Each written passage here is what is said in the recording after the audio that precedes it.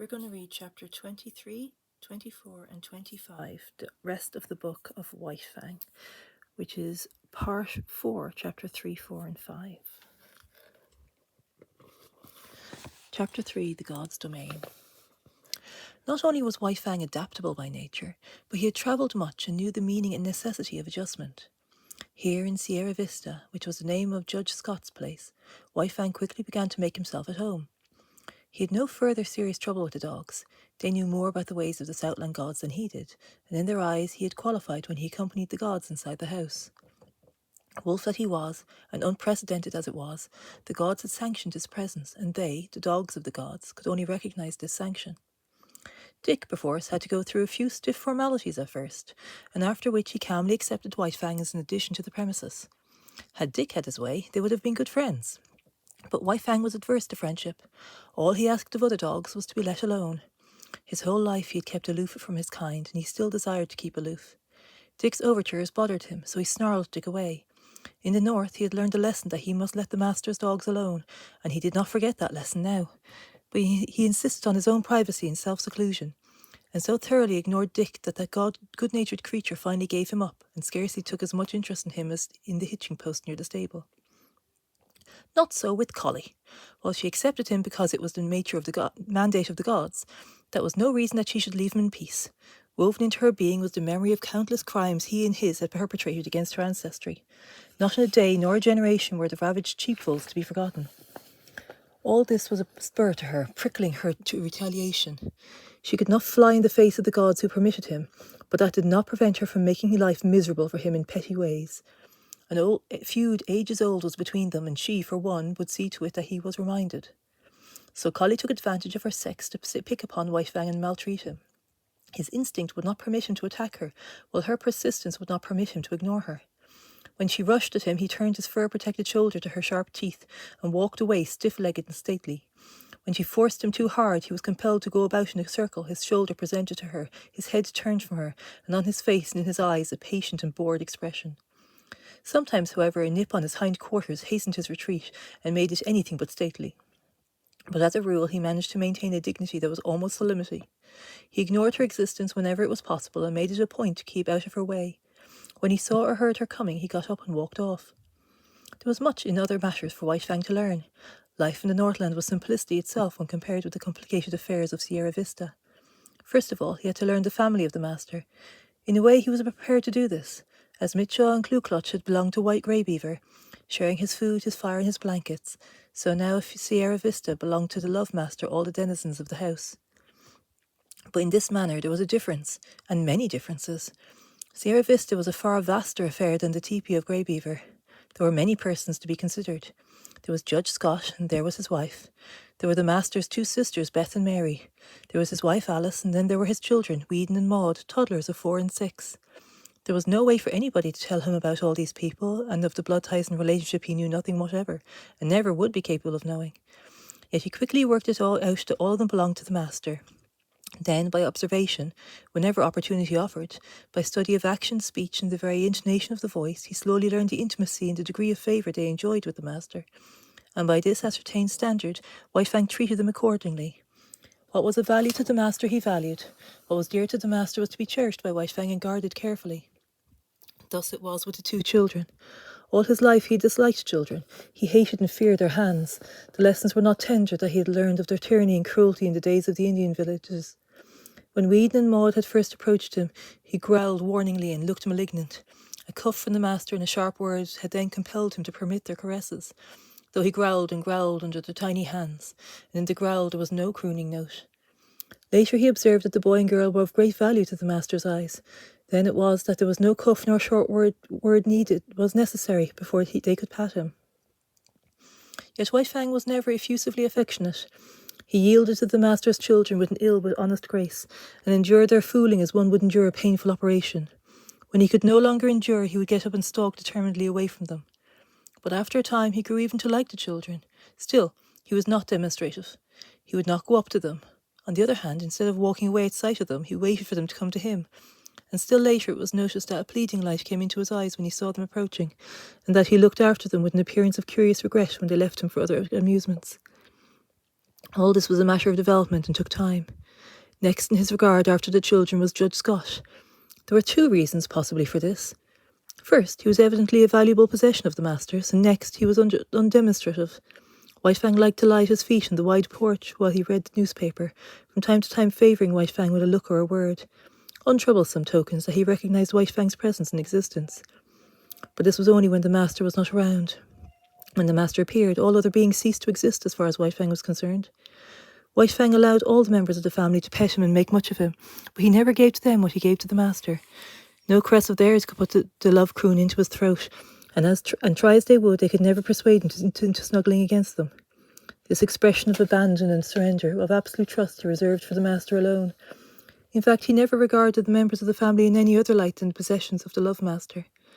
Also, White Fang had early come to differentiate between family and servants of the household. The latter were afraid of him, and he merely refrained from attacking them. This because he considered that they were likewise possessions of the master. Between White Fang and them existed a neutrality and no more. They cooked for the master and washed the dishes and did other things, just as Matt had done up in the Klondike. They were, in short, appearances of the household. Outside the household was even more for White Fang to learn. The master's domain was wide and complex, yet it had its metes and bounds. The land itself ceased at the country road. Outside was the common domain of all gods, the road and the streets. Then inside, other fences were the particular domains of other gods. A myriad laws governed all of these and determined conduct. Yet he did not know the speech of the gods, nor was there any way for him to learn save by experience. He obeyed his natural impulses until they ran him counter to some law. When this had been done a few times, he learned the law, and after that observed it. But most potent in his education was the cuff of the master's hand, the centre of the master's voice. Because of White Fang's very great love, a cuff from the master hurt far more than any beating Grey Beaver or Beauty Smith had ever given him. They had only hurt the flesh of him. Beneath the flesh the spirit had still raged, splendid and invincible. But with the master the cuff was always too light to hurt the flesh, yet it ran deeper. It was an expression of the master's disapproval, and White Fang's spirit wilted under it. In point of fact, the cuff was rarely administered. The master's voice was sufficient. By it, White Fang knew whether he did right or not. By it, he trimmed his conduct and adjusted his actions. It was the compass by which he steered and learned to chart the manners of new land and life. In the Northland, the only domesticated animal was the dog. All other animals lived in the wild and were, when not too formidable, lawful spoil of any dog. For all his days, White Fang had foraged among the live things for food. It did not enter his head that in the Southland it was otherwise. But this he was to learn early in his residence in Santa Clara Valley. Sauntering around the corner of the house in the early morning, he came upon a chicken that had escaped from the chicken yard. White Fang's natural impulse was to eat it. A couple of bounds, a flash of teeth, and a frightened squawk, and he'd scooped in the adventurous fowl. It was warm farm bred and fat and tender. White Fang licked his chops and decided that such fare was good. Later in the day, he chanced upon another stray chicken near the stables.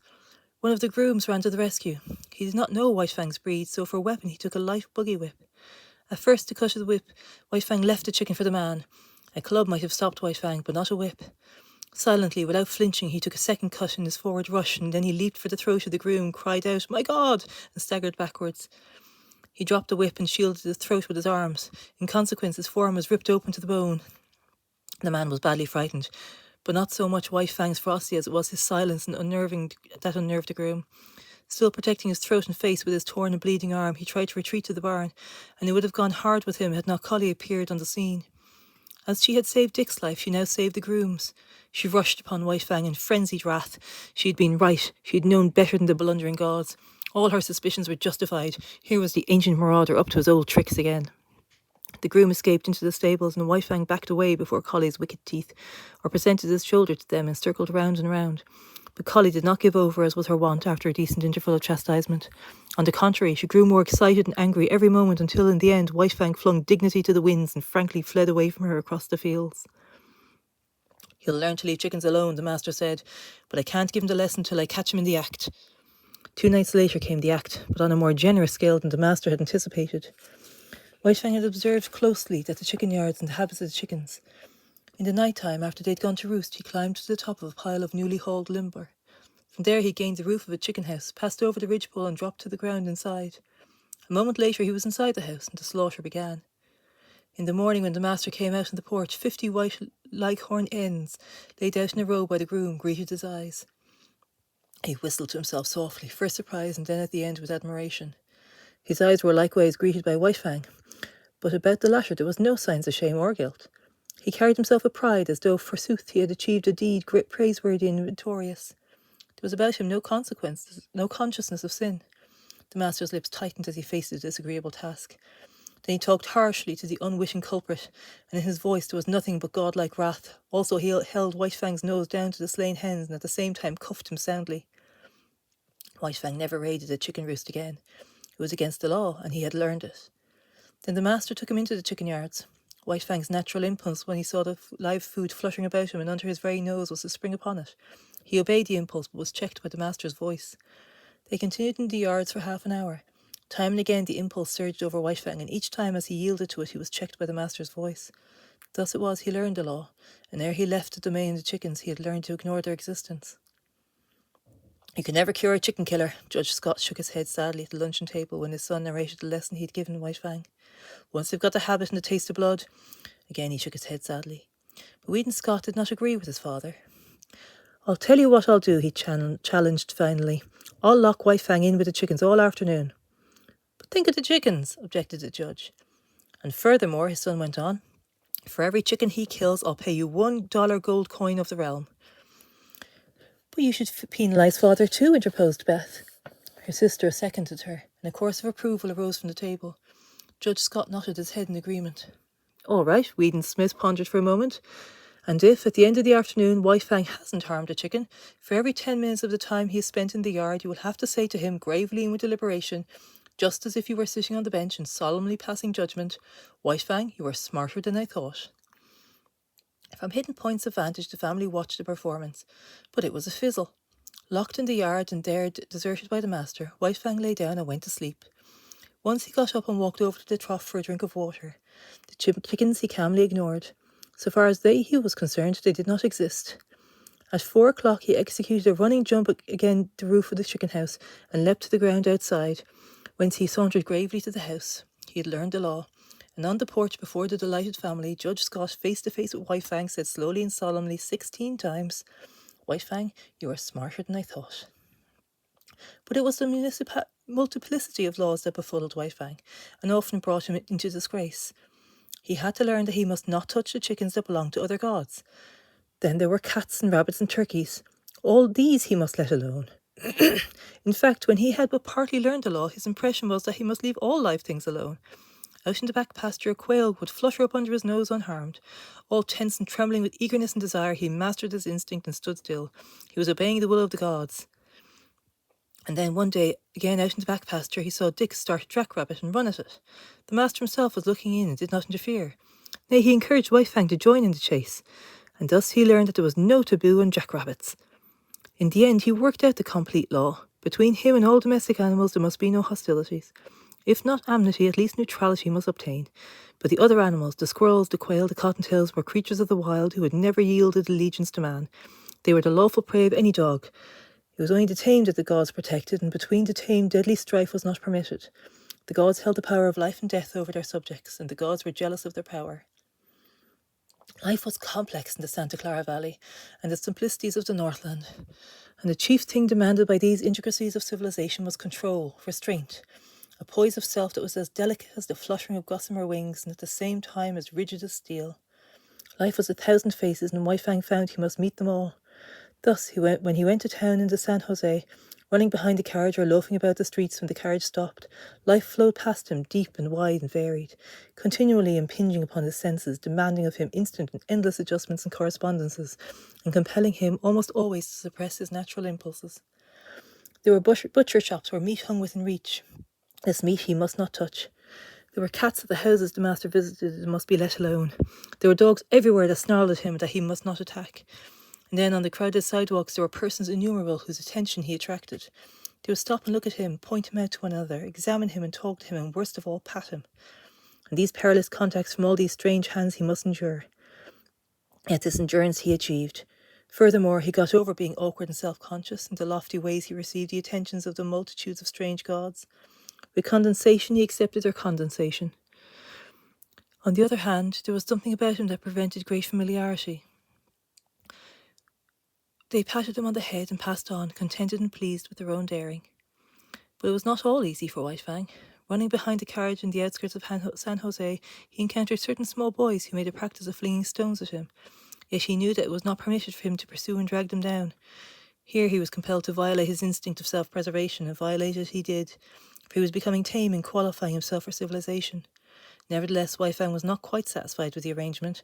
He had no abstract ideas about justice and fair play, but there is a certain sense of equity that resides in life, and it was this sense in him that resented the unfairness of his being permitted no defence against the stone throwers.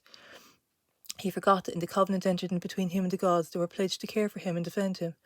But one day the master sprang from the carriage, whip in hand, and gave the stone throwers a thrashing. After that they threw stones no more, and Fang understood and was satisfied. One other experience of similar nature was his. On the way to town, hanging around the saloon at the crossroads, were 3 dogs that made a practice of rushing upon him when he went by.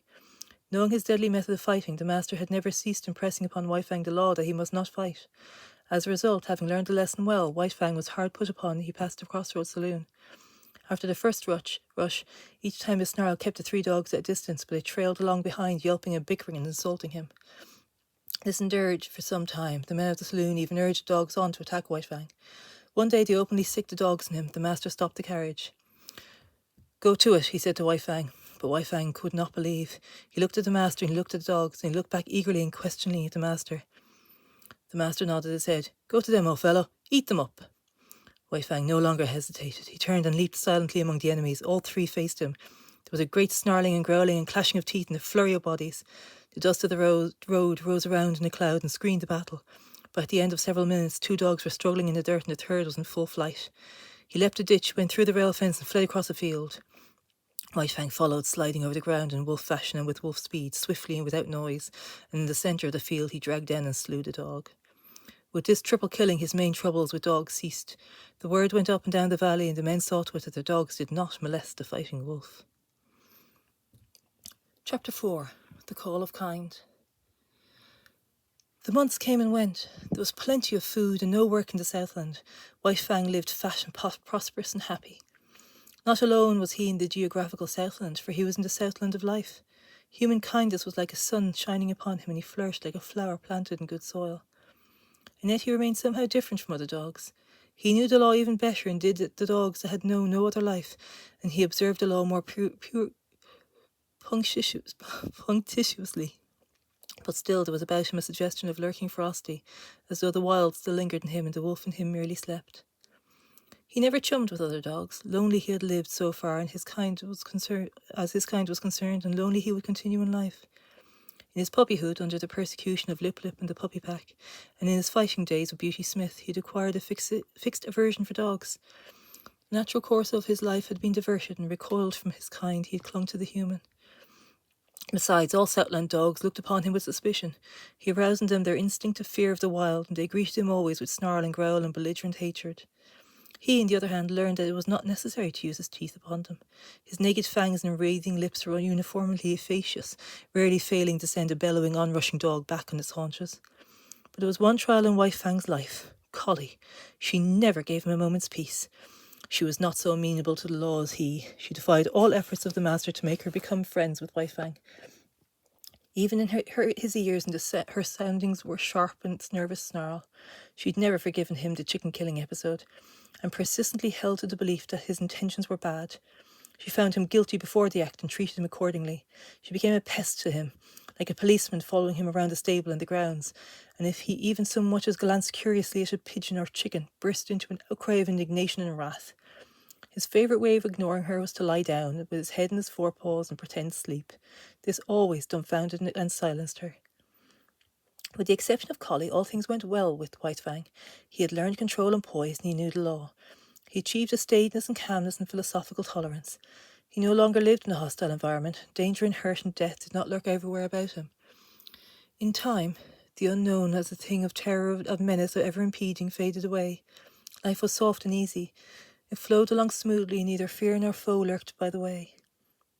He missed the snow without being aware of it. An unduly long summer would have been his thought, had he thought about it. As it was, he merely missed the snow in a vague, subconscious way. In the same fashion, especially in the heat of summer when he suffered from the sun, he experienced faint longings for the northern land. Their only effect upon him, however, was to make him uneasy and restless without his knowing what was the matter. White Fang had never been very demonstrative. Beyond the snuggling and the throwing of a crooning voice at his love growl, he'd no way of expressing his love. Yet it was given him to discover a third way. He'd always been susceptible to the laughter of the gods. Laughter had affected him with madness, made him frantic with rage. But he did not have it in him to be angry with the love master, and when the god elected to laugh at him in a good-natured bantering way, he was nonplussed. He could feel that prickling stinging of the old anger as it strove to rise up in him. But it strove against love. He could not be angry, yet he had to do something. At first he was dignified, and the master laughed the harder. Then he tried to be more dignified, and the master laughed harder than before. In the end, the master laughed him out of his dignity. His jaw slightly parted, his lips lifted a little, and a quizzical expression that was more love than humour came into his eyes. He had learned to laugh. Likewise, he had learned to romp with the master, to be tumbled down and rolled over, and to be the victim of innumerable rough tricks. In return, he feigned anger, bristling and growling ferociously, and clipped his teeth together in snaps that had all the seeming of deadly intention. But he never forgot himself. Those snaps were always delivered to the empty air. At the end of such a romp, they would blow and cuff and snap and snarl were fast and furious. They would break off suddenly and stand several feet apart, glaring at each other. And then, just as suddenly, like the sun rising on a stormy sea, they would begin to laugh. This would always culminate with the master's arms going round White Fang's neck and shoulders, while the latter crooned and growled his love song. But nobody else ever romped with White Fang. He did not permit it. He stood on his dignity, and when they attempted it, his warning snarl and bristling mane were anything but playful.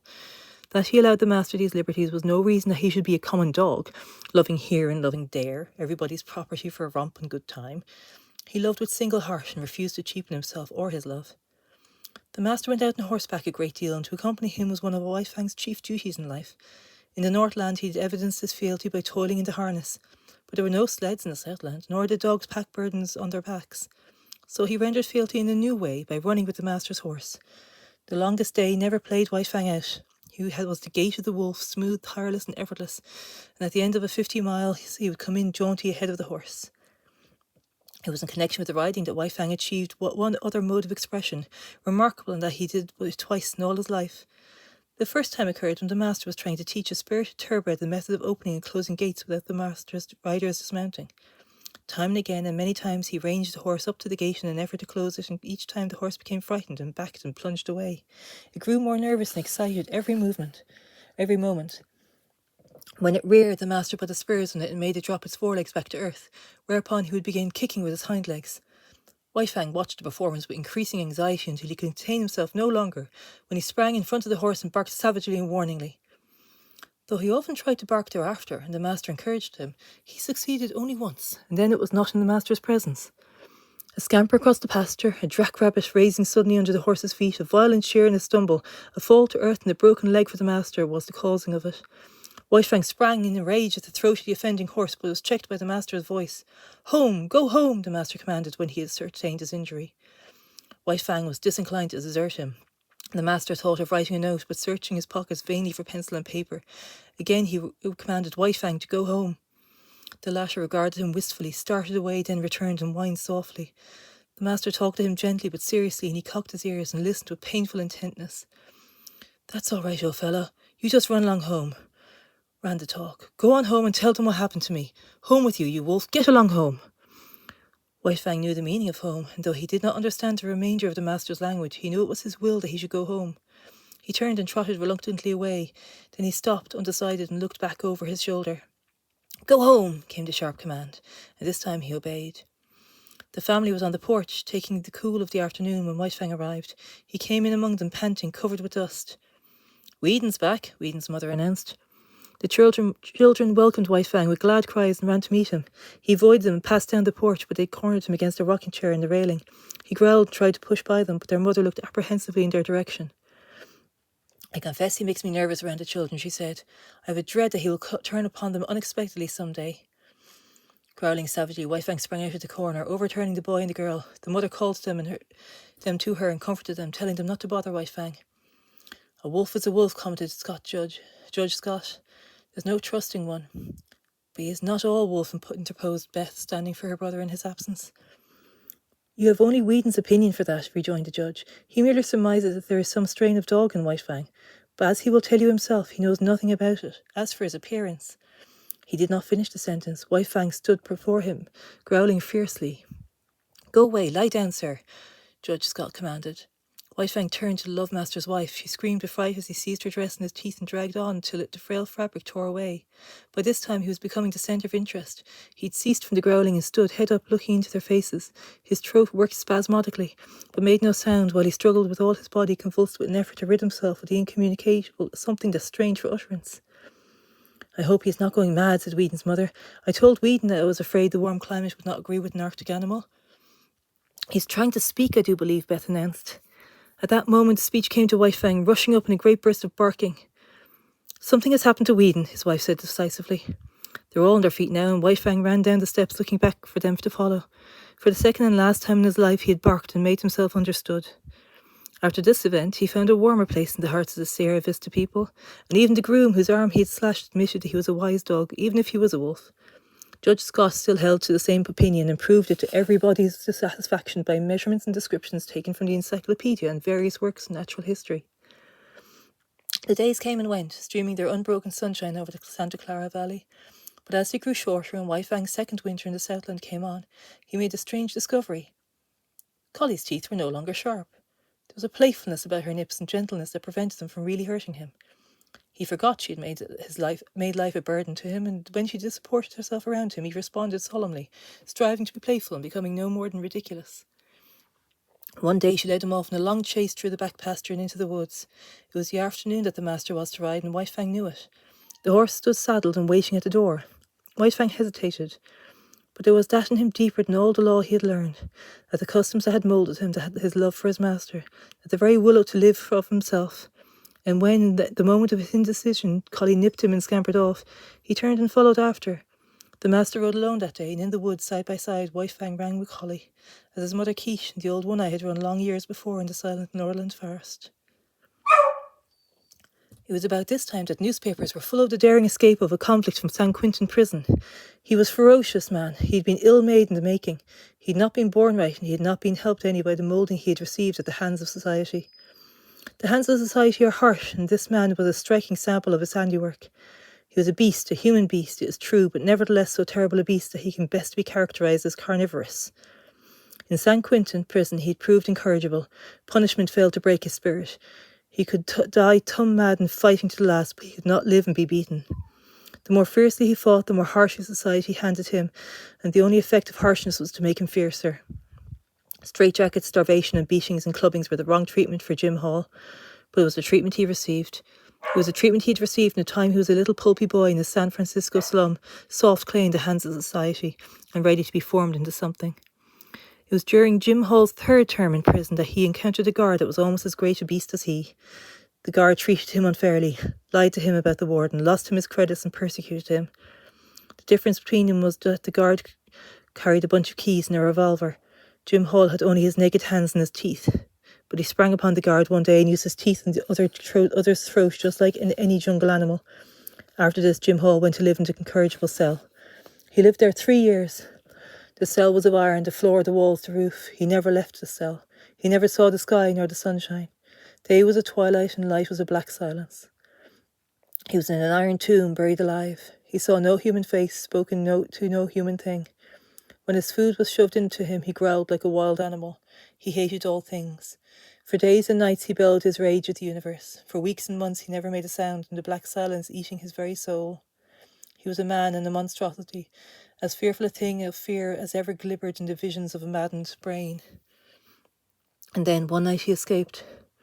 The warden said it was impossible, but nevertheless the cell was empty, and half out of it lay the body of a dead guard. 2 other dead guards marked his trail through the prison to the outer walls, and he had killed with his hands to avoid noise.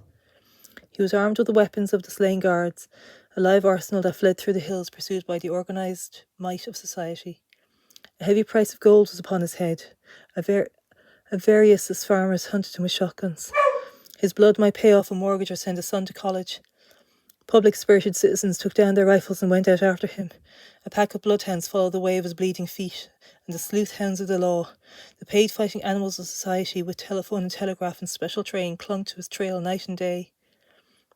Sometimes they came upon him, and men faced him like heroes or stampeded through barbed wire fences to the delight of the Commonwealth reading the account at the breakfast table. It was after such encounters that the dead and wounded were carted back to the towns and their places filled by men eager for the manhunt. And then Jim Hall disappeared. The bloodhounds vainly quested on the lost trail. Inoffensive ranchers in remote valleys were held up by armed men and compelled to identify themselves, while the remains of Jim Hall were discovered on a dozen mountainsides by greedy claimants for blood money.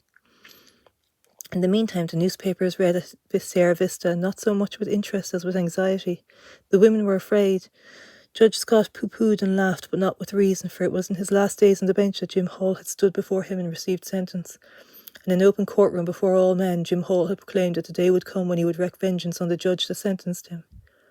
For once Jim Hall was right. He was innocent of the crime for which he was sentenced. It was a case in the parlance of thieves and police of railroading. Jim Hall was being railroaded to prison for a crime he had not committed. Because of the 2 prior convictions against him, Judge Scott imposed upon him a sentence of 50 years. Judge Scott did not know all things, and he did not know that he was party to a police conspiracy, that the evidence was hatched and perjured, that Jim Hall was guiltless of the crime charged. And Jim Hall, on the other hand, did not know that Judge Scott was merely ignorant. Jim Hall believed that the judge knew all about it and was hand in glove with the police in the perpetration of the monstrous injustice. So it was, when the doom of 50 years of living death was uttered by Judge Scott, that Jim Hall hated all things in the society that misused him, rose up and raged in the courtroom until dragged down by half a dozen of his blue-coated enemies. To him, Judge Scott was the keystone of the arch of injustice, and upon Judge Scott he emptied the vials of his wrath and hurled the threats of his revenge yet to come. Then Jim Hall went back to his living death and escaped. Of all this, White Fang knew nothing, but between him and Alice, the master's wife, there existed a secret. Each night after Sierra Vista had gone to bed, she rose and let in White Fang to sleep in the big hall. Now, White Fang was not a house dog, nor was he permitted to sleep in the house, so each morning early she slipped down and let him out before the family was awake. On one such night, while all the house slept, White Fang awoke and lay very quietly smelled the air and read the message it bore with a strange god's presence, and to his ears came sounds of the strange god's movements. White Fang burst with no furious outcry. It was not his way. The strange god walked softly, but more softly walked White Fang, for he had no clothes to rub against the flesh of his body. He followed silently. In the wild he had hunted live meat that was infinitely timid, and he knew the advantage of surprise. The strange god paused at the foot of the great staircase and listened. White Fang was as dead. So without movement was he as he watched and waited. Up that staircase way led to the Love Master and to the Love Master's dearest possessions. White Fang bristled but waited. The strange god's foot lifted. He was beginning the ascent. That was when White Fang struck. He gave no warning, but no snarl anticipated his own action. In the air he lifted his body in a spring that landed him on the strange god's back. White Fang clung his forepaws to the man's shoulders, at the same time burying his fangs in the back of the man's neck. He clung on for a moment, long enough to drag the god over backward. Together they crashed to the floor. White Fang leaped clear, and as the man struggled to rise, he was in again with the slashing fangs. Sierra Vista awoke in alarm. The noise from downstairs was that of a score of battling fiends. There was a revolver shot. A man's voice screamed once in horror and anguish. There was a great snarling and growling, and over all rose a smashing and crashing of furniture and glass. But almost as quickly as it had arisen, the commotion died away. The struggle had not lasted more than 3 minutes. A frightened household clustered by the top of the stairway. From below, as from out in an abyss of the blackness, came up a gurgling sound, as of air bubbling through water. Sometimes this gurgle became sibilant, almost a whistle, but this too quickly died down and ceased. Then naught came out of the blackness save a heavy panting of some creature struggling sorely for air. Weed and Scott pressed a button, and the staircase and downstairs were flooded with light. Then he and Judge Scott, revolvers in hand, cautiously descended. There was no need for this caution. White Fang had done his work. In the midst of the wreckage of overthrown and smashed furniture, partly on the side, his face hidden by an arm, lay a man. Weed and Scott bent over, removed the arm, and turned the man's face upward. A gaping throat explained the manner of his death. "Jim Hall," said Judge Scott, and his father and son looked significantly at each other. Then they turned to White Fang. He too was lying at his side. His eyes were closed, with the lids slightly lifted in an effort to look at them as they bent over him, and his tail was perceptibly agitated in a vain effort to wag. Weed and Scott patted him, and his throat rumbled an acknowledged growl. But it was a weak growl at best, and it quickly ceased. His eyelids drooped and went shut, and his whole body seemed to relax and flatten out upon the floor. "He's all in, poor devil," muttered the master. "We'll see about that," asserted the judge as he started for the telephone. "Frankly, he has one chance in 1,000, announced the surgeon after he'd worked an hour and a half on White Fang. Dawn was breaking through the windows and dimming the electric lights. With the exception of the children, the whole family was gathering about the surgeon to hear his verdict. "One broken hind leg," he went on, 3 broken ribs, one at least of which had pierced the lungs. He lost nearly all the blood in his body. There's a large likelihood of internal injuries. He must have been jumped upon, to say nothing of 3 bullet holes clear through him. 1 chance in 1,000 is really optimistic. He hasn't a chance in 10,000. But he mustn't lose any chance that might be of help to him, Judge Scott exclaimed. Never mind expense. Put him under the x-ray, anything. Whedon, telegraph at once to San Francisco for Dr. Nicholas. No reflection on you, Doctor, you understand. But he must have the advantage of every chance. The surgeon smiled indulgently. Of course I understand. He deserves all that can be done for him. He must be nursed as you would nurse a human being, a sick child. And don't forget what I told you about temperature. I'll be back at 10 o'clock again. Fang received the nursing. Judge Scott's suggestion of a trained nurse was indignantly clamoured down by the girls, who themselves undertook the task. And Fang won out in the 1 chance in 10,000 denied him by the surgeon. The latter was not to be censured for his misjudgment. All his life he attended and operated on the soft humans of civilization, who lived sheltered lives and had descended out of many sheltered generations. Compared with Fang, they were frail and flabby and clutched life without any strength in their grip. Fang had come straight from the wild, and where the weak perish early in shelter is vouchsafed to none. In neither his father nor his mother was there any weakness, nor in the generations before them. A continuation of iron and the vitality of the wild were Fang's inheritance, and he clung to life, the whole of him and every part of him, in spirit and in flesh, with the tenacity that of old belonged to all creatures. Bound down a prisoner, denied even movement by the plaster casts and bandages, Fang lingered out the weeks. He slept long hours and dreamed much, and though his mind passed an unending pageant of Northland visions, all the ghosts of the past arose and were with him. Once again he lived in the lair where Quiche crept trembling out to the knees of Grey Beaver to render his allegiance. Ran for his life before Lip Lip and all the howling bedlam of the puppy pack. He ran again through the silence, hunting his living food through the months of famine. And again he ran at the head of the team, the gut whips of Mitsaw and Grey Beaver snapping behind, their voices crying "Rah, rah!" when they came to a narrow passage and the team close together like a fan to go through. He lived again all his days with Beauty Smith in the fights he had fought, and at such times he whimpered and snarled in his sleep, and they that looked on him said his dreams were bad. But there was one particular nightmare from which he suffered. The clanging monsters of electric cars that were to him colossal screaming lynxes. He would lie in a screen of bushes watching for a squirrel to venture far enough out on the ground from his tree refuge. Then, when he sprang out upon it, it would transform itself into an electric car, menacing and terrible, towering over him like a mountain, screaming and clanging and spitting fire at him. It was the same when he challenged a hawk down out of the sky. Down out of the blue it would rush as it dropped upon him, changing itself into the ubiquitous electric car. Or again he would be in the pen of Beauty Smith. Outside the pen men would be gathering, and he knew that a fight was on. He watched the door for his antagonist to enter. The door would open, and thrusting upon him would come the awful electric car. 1,000 times this occurred, and each time the terror it inspired was vivid and great as ever. Then came the day when the last bandage and the last plaster cast were taken off. It was a gala day. All Sierra Vista was gathered around. The master rubbed his ears and crooned his love growl. The master's wife called him the Blessed Wolf, which name was taken up by acclaim, and all the women called him the Blessed Wolf. He tried to rise to his feet, and after several attempts fell down from weakness. He had lain so long that his muscles had lost their cunning, and all the strength had gone out of them. He felt a little shame because of his weakness, as though forsooth he were failing the gods in the service he owed them. Because of this he made heroic efforts to arise, and at last he stood on his 4 legs, tottering and swaying back and forth. The Blessed Wolf, chorused the women. Judge Scott surveyed them triumphantly. Out of our own mouths be it, he said, just as I contended right along. No mere dog could have done what he did. He's a wolf. A blessed wolf, amended the judge's wife.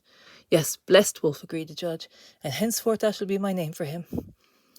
He'll have to learn to walk again, said the surgeon, so he might as well start in right now. It won't hurt him. Take him outside.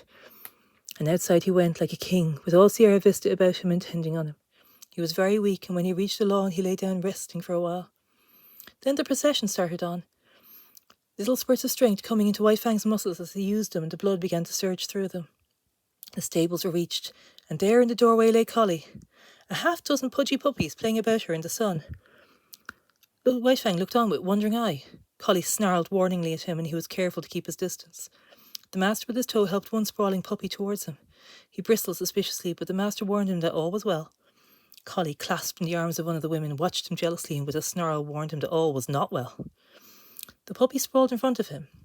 He cocked his ears and watched it curiously. Then their noses touched, and he felt the warm little tongue of a puppy on his jowl. Fang's tongue went out, and he knew not why, but he licked the puppy's face.